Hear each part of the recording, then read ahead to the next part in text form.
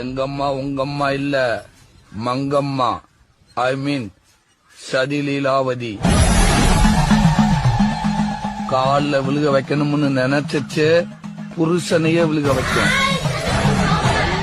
ரெண்டாவது வேலு நாச்சியார். ஐ மீன் சண்டக்கோழி, action king. மூணாவது சம்யுக்தா, ரத்த கண்ணீர். கண்ணீர் தான் அதோட ஆயுதம்.